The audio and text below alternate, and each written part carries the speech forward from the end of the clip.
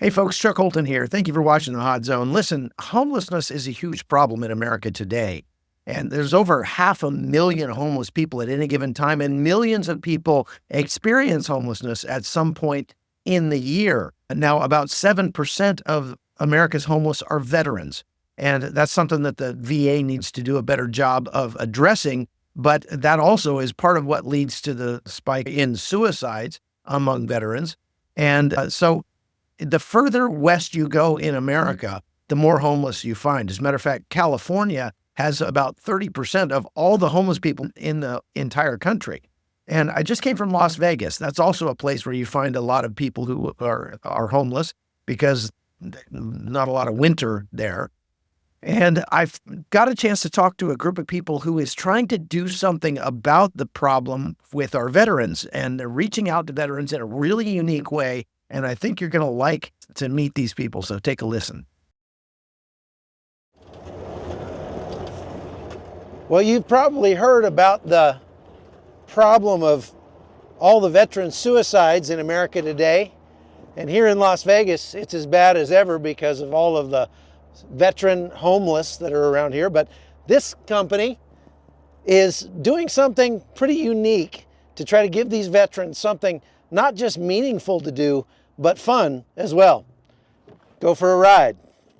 So, hey, welcome to Forgotten Not Gone. You're at our shop in North Las Vegas. So, Forgotten Not Gone is a suicide prevention nonprofit stomping out veteran suicide.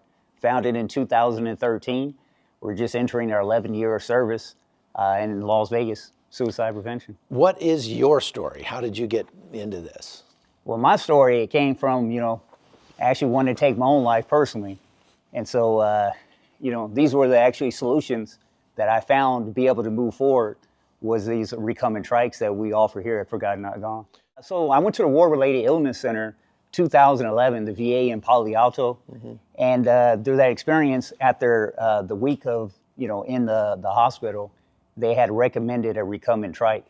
And so that was the actual genesis of learning about a recumbent trike was for my recovery. Did you have an injury or something that? Well, I was medically retired from the Air Force in '02. Oh, you were? Yes. Okay. And are you originally from Las Vegas or what? I was stationed. So I got stationed here December '99, and then I ended up getting medically retired. And then my wife was still serving. And so we ended up, after she was done serving, we just ended up staying in Las Vegas. Good. Just don't give us the... My name is Reggie Curry. I appreciate you stopping in. And just to let you know, I'm not just a member, I'm actually a survivor. At one point, I was suicidal because of being homeless for 6 months and not having a way, not knowing what I'm doing. I got blessed with an opportunity to be at an event with Peter.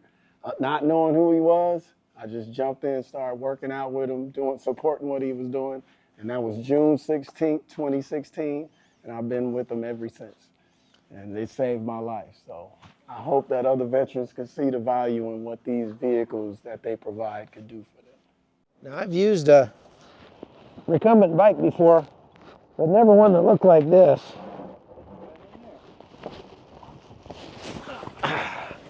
This is fantastic. I love it. You can see how using one of these recumbent bikes could give you a little different perspective on life. And that's exactly what they're trying to do here at Forgotten Not Gone. Trying to let veterans figure out that they can still do things in life and they get to do it with some friends. They got a nice community they're put together with a bunch of other veterans who come together just to get out, get some sun, and have some fun. Okay, so tell me how this works. How does this help veterans, get past the things that they're dealing with?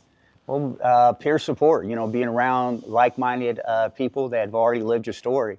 The biggest blessing for me is being around my Vietnam era vets and those Desert Storm veterans. They've already lived my life. They've been through my pain. And so instead of going to a typical psych doctor who doesn't understand what I'm going through, that's why they just prescribe the psychotropics. But when I go to a veteran, they can walk you through it. Hey, you may have this emotion, but let me show you some solutions past it. And you only could get that through your peers. My wife says I drive like this anyway.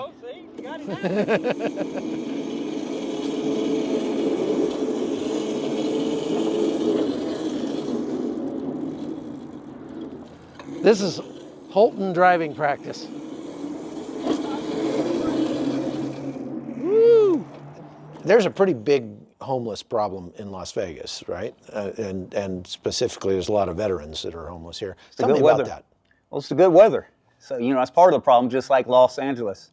It's great weather, so naturally people from the East Coast find their way over here. If you're going to be homeless, you don't have to worry about the winter weather. So I think that's why we have a higher rate. But right now, they're actually, what we're being told, they have a net effectiveness rate to where every veteran that does want to be housed, they have vouchers or they have the ability. Some veterans do have full disability. They're making enough to afford a house, but they choose to be on the streets.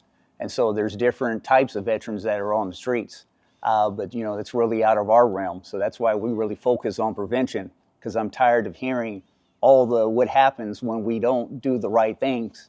We end up on the streets. Mm-hmm. And so we want to spend more of our time preventing not just suicide, but also homelessness.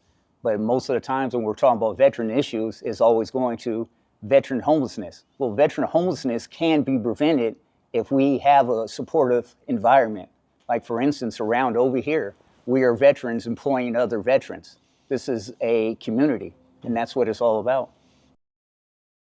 Oh, how do we fund the place? Through the Lord's mercy is how we fund the place. It's been 11 years, and I'm telling you, it's been very few people that have helped us to be able to get these bikes. This came from a COVID community grant where we were able to purchase all of these about a year ago. But that's been the frustrating thing about it, that I don't like to talk too much, but the Lord always makes a way, and he makes a way out of no way, and he puts it on the right people's spirit to be able to donate some of these bikes. And that's just kept us sustaining. Those few key people over the years has empowered us to keep these doors open. But our whole focus is veteran peer support, meaning suicide prevention through veteran peer support, because that's what's going to help us not take our lives. And so we have to learn to start being more sociable with other veterans and other people in there. So that's the challenge, why we don't allow the bikes to go out by themselves. We focus on peer support. So if you want to use one of these bikes, you have to take a battle buddy with you. That's the minimum requirement. You come down here, at least one other veteran, you guys go hit the trails, have a good time, get into the games.